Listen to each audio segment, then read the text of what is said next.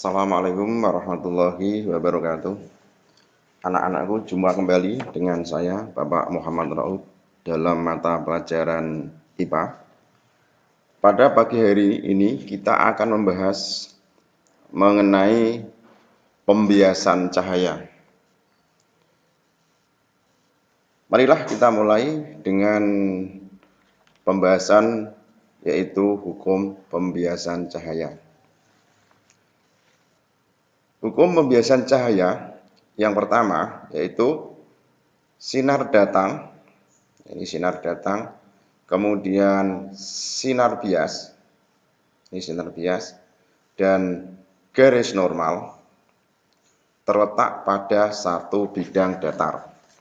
Saya ulang, hukum pembiasan yang pertama, sinar datang, kemudian sinar bias, dan garis normal terletak pada satu bidang datar.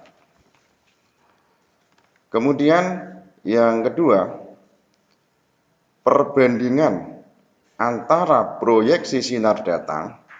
Proyeksi sinar datang itu adalah ini, O ke R, ini adalah proyeksi sinar datang. Perbandingan antara proyeksi sinar datang dengan sinar bias. Jadi proyeksi sinar bias adalah O ke S, nilainya selalu tetap. Nah, inilah yang dinamakan dengan indeks bias. Jadi, indeks bias itu adalah perbandingan antara sinar datang, perbandingan antara proyeksi sinar datang, dalam hal ini adalah O ke R, dengan proyeksi sinar bias, dalam hal ini adalah O ke S, ini dinamakan indeks bias. Nah, pada gambar ini N1 ini adalah indeks bias udara, kemudian yang N2 adalah indeks bias kaca. Nah, sekarang yang kedua yaitu mengenai indeks bias suatu medium. Nah, indeks bias suatu medium ini dalam persamaan dituliskan dengan N2 per N1 sama dengan C2 per C1. Di mana N2 adalah indeks bias kaca, sedangkan N1 adalah indeks bias udara.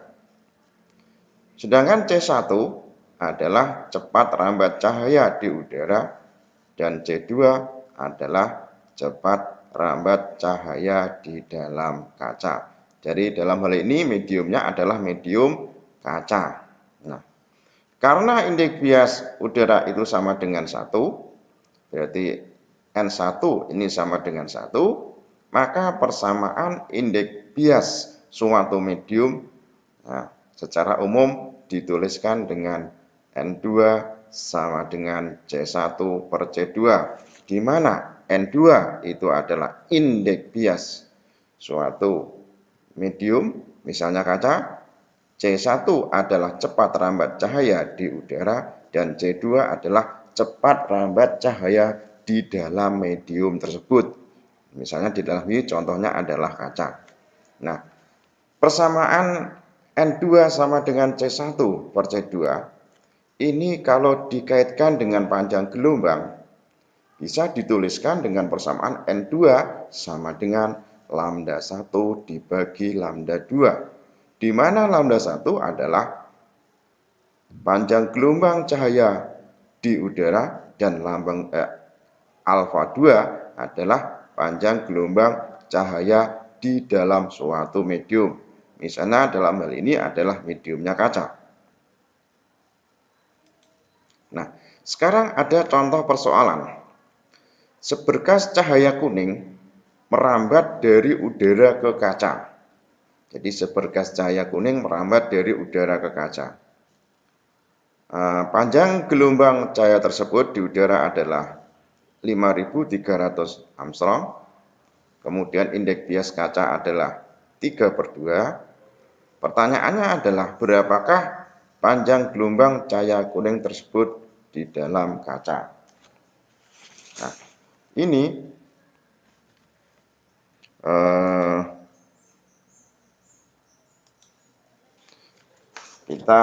kalau kita gambarkan adalah seperti ini. Jadi ini misalnya ini kaca, ini misalnya kaca gini ya. Kemudian ini ada seberkas cahaya datang. Nah, yang ini adalah udara. Udara ini N1. Ini adalah udara. Kemudian ini adalah kaca. Kaca ini indeks biasnya N2. Nah, kemudian kita buat sebuah garis normal. Nah, ini adalah sudut datangnya atau I. Nah, dan ini adalah sudut biasnya atau R. Itu. Nah, terus di dalam persoalan ini data yang ada adalah yaitu panjang gelombang cahaya di udara. Jadi ini di udara sebesar 5.300 Armstrong. Ini bacanya A derajat, ini membacanya Armstrong. Ya. Kemudian indeks bias kaca atau N kaca yaitu sebesar 3/2. Nah, pertanyaannya adalah berapakah panjang gelombang cahaya di dalam kaca? Berapakah panjang gelombang cahaya di dalam kaca? Nah, ini kita selesaikan dengan persamaan tadi, yaitu N2 sama dengan lambda 1 ya, dibagi dengan lambda 2, di mana lambda 1 ini adalah pada persoalan ini adalah panjang gelombang udara. Jadi ini bisa kita tuliskan dengan persamaan yang lebih konkret, ini kita tulis sebagai indeks bias kaca atau N kaca sama dengan yaitu lambda ini udara. Nah, ini bisa kita tuliskan seperti ini. Dan ini adalah panjang gelombang cahaya di dalam kaca. Nah, kita masukkan ya. Ini indeks bias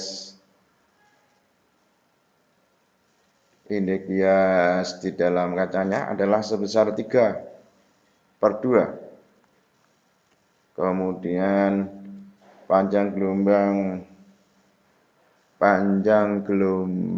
cahaya di udara ini adalah 5.300 Armstrong ya, dibagi dengan panjang gelombang cahaya di dalam kaca. Nah, oke, kita lanjutkan di berikutnya. Nah, sehingga kita bisa nuliskan lagi ini, berarti lambda ini sama dengan 5.300 Armstrong dibagi dengan 3/2. Nah, ini sama saja 5.300 dikali ini, kalau 3/2 ini menjadi, kalau kita kalikan ini menjadi 2/3. Jadi ini dibalik ya. Nah, ini dibalik. Jadi 3/2 kalau buat perkali menjadi seperti ini dibalik. Nah, ini nilainya adalah sama dengan 3.000 Armstrong. Nah, ini jawabannya. Jadi, ya, panjang gelombang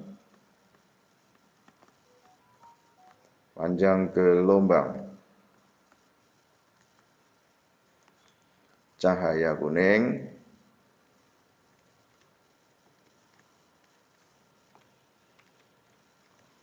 pada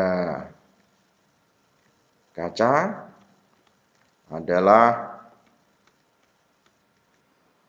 3533 Armstrong. Ya. Oke. Nah, sekarang kita akan membahas yang berikutnya, yaitu pembiasan cahaya pada prisma. Coba kita akan pelajari. Ya. Nah, seperti konsep pembiasan, jadi bagiannya ini prisma jadi yang sinar datang ini adalah sinar yang berasal dari udara, kemudian masuk di dalam prisma. Prisma ini biasanya terbuat dari kaca. Nah, jadi ini E ke F ini adalah sebagai sinar datang. Ini E ke F adalah sinar datang. Nah, berikutnya kita buat garis normal, yaitu N1. Ini garis normal. Garis normal itu apa? Garis normal itu adalah garis yang tegak lurus dengan bidang biasnya. Ini garis normal. Bidang biasnya kan ini. Ini bidang biasnya. Ini tegak lurus 90 derajat. Nah, ini sinar yang datang. Ini sudutnya sebagai sudut datang, yaitu kita sebut sebagai I1. Ini sudut datang. Nah, kemudian berikutnya dibiaskan. Ini sinar yang dibiaskan adalah F ke G. Ini FG ini adalah sinar bias. Nah, kemudian sudut biasnya adalah R1. Jadi ini sinar datangnya I1, sudut biasnya adalah R1. Nah, kemudian sinar ini dari dalam kaca keluar ke udara. Nah, ini berarti dari medium yang rapat menuju medium yang kurang rapat. Ya, berarti F ke G dalam hal ini sebagai sinar datang, kemudian keluar GH ini adalah sebagai sinar bias. Nah, karena kaca mediumnya rapat, udara mediumnya renggang, maka di dalam hal ini kita bisa melihat sudut biasnya lebih besar. Jadi sudut datangnya ini I2, nah sudut biasnya R2 ini lebih besar. Berarti I2 ini lebih besar daripada I1. Jadi ini sebagai penanda atau pengingat begini. Ya, jadi saya tuliskan gini. Berarti I1 ya. Ini nanti lebih besar daripada R2. Nah, ini. Mohon maaf bukan R2 tapi R1. Maksudnya sudut datang 1 ini lebih besar daripada sudut bias ini R1. Mengapa? Karena EF ini berasal dari udara.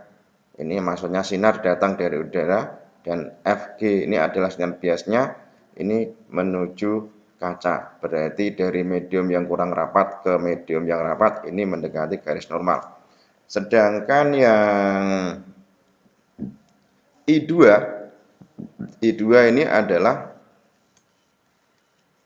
itu adalah ini ya. Ini I2. Jadi I2 itu adalah sudut datang yang kedua. Nah, ini I2-nya ini lebih kecil daripada R2. Mengapa? I2 itu lebih kecil daripada R2. Jadi I2 lebih kecil daripada R2 karena di dalam hal ini adalah sinar datang dari medium yang rapat. Dalam hal ini adalah kaca menuju udara, berarti medium yang rapat ke medium yang kurang rapat ini dibiaskan menjauhi garis normal. Makanya I2 ini lebih kecil daripada R2. Nah, kemudian Beta ini adalah beta ya, beta ini adalah sudut pembias prisma.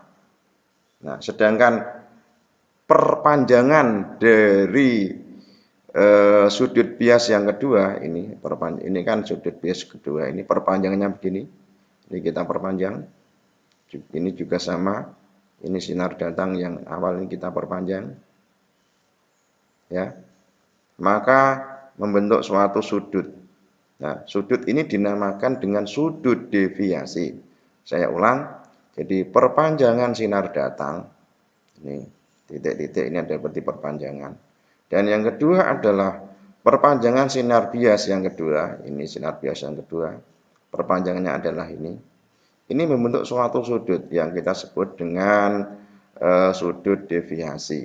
Nah, berapakah besarnya sudut deviasi ini?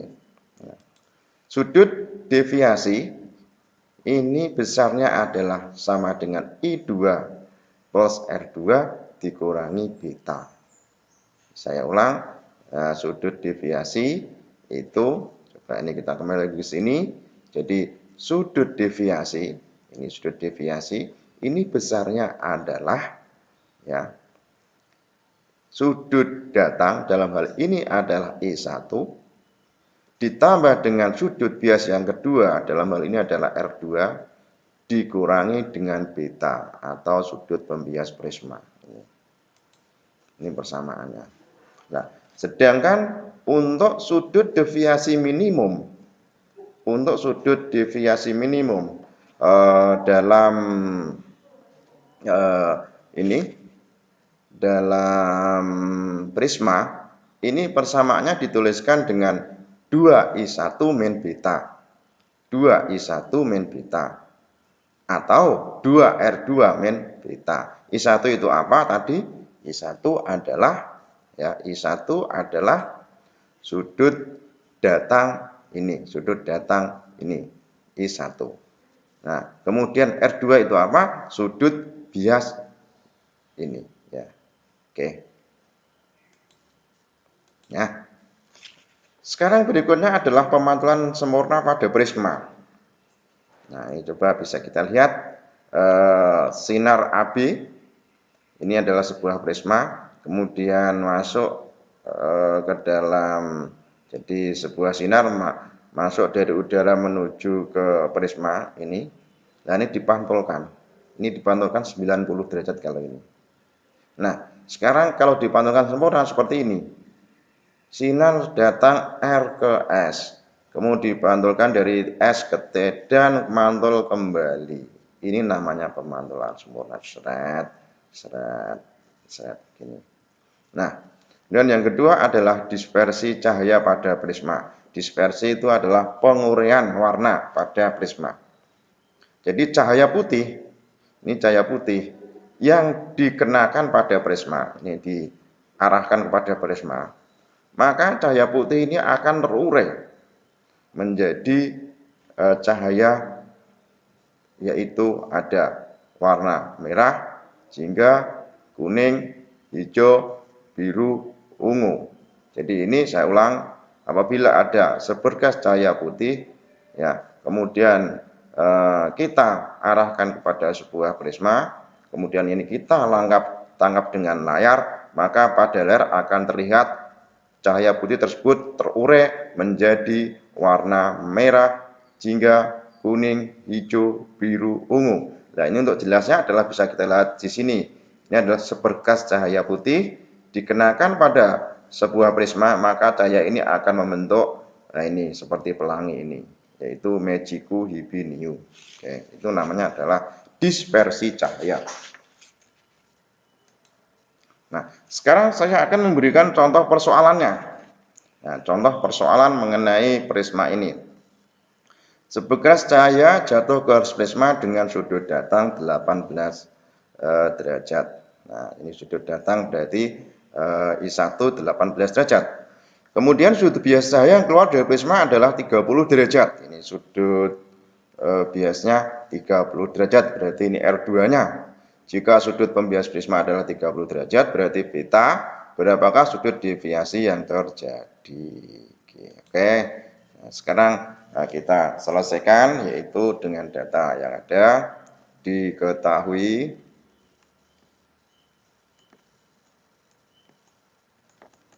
ya, yaitu sudut datang ini berarti I1 sama dengan 18 derajat ya. Kemudian R2 sama dengan 30 derajat. Kemudian sudut pembias atau beta sama dengan 30 derajat. Ditanyakan yaitu berapakah sudut deviasinya atau D-nya. Nah, sudut deviasi atau D ya, tadi persamaannya adalah D sama dengan I1 plus R2 dikurangi dengan beta. Nih, hingga ini 18 derajat ditambah dengan 30 derajat dikurangi 30 derajat. Hasilnya adalah sama dengan 18 derajat ya. Oke, ini adalah contoh mengenai contoh perhitungan mengenai sudut deviasi prisma. Ya, oke. Untuk sementara saya cukupkan sekian dulu. Kita akan lanjut materi berikutnya pada pertemuan yang akan datang.